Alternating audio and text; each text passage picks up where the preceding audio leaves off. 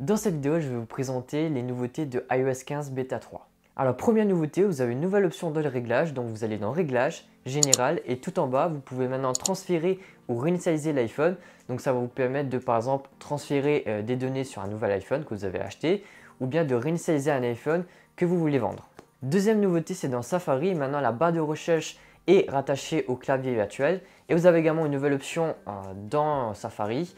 Quand vous appuyez longtemps sur la barre de recherche, vous avez une nouvelle option qui est recharger et ça va permettre de recharger la page. Le message texte depuis l'appareil photo est maintenant devenu une icône dans le menu édition. Siri est maintenant disponible en français sans connexion internet. Bien évidemment, c'est seulement pour de petites tâches qui ne demandent pas de connexion internet telles que rappel, minuteur ou encore alarme. Et si jamais ça ne fonctionne pas, il faut bien évidemment avoir une connexion Wi-Fi juste avant pour que Siri télécharge des données en local et après quelques minutes plus tard, vous pourrez mettre en mode avion et tester pour voir si Siri fonctionne sans internet. Vous avez également de nouvelles actions dans l'application raccourci. Vous avez également un changement d'interface dans l'application météo et par exemple pour le A que vous voyez sur la photo, ça correspond à la météo de l'après-midi.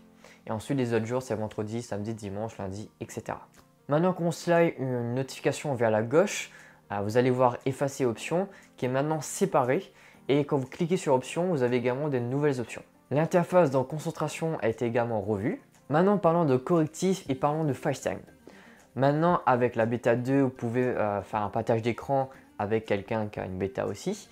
Et avec la bêta 3, ça a apporté une plus de stabilité et c'est beaucoup plus fluide. On a également retesté faire un partage vidéo et c'est beaucoup plus fluide. Quand je mets pause la vidéo, ça met pause pour la personne. Quand la personne met pause, ça met pause pour moi. Quand je recule ou avance une vidéo, ça fait pareil pour la personne.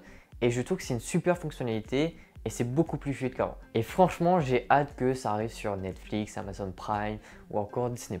Ensuite, il y a un autre correctif, c'est concernant iCloud+. C'est via le relais privé. Je sais pas vous, mais moi, mon iPhone switchait entre la 4G et la Wi-Fi. Et à chaque fois que je revenais en Wi-Fi, ça me mettait que le relais privé est actif.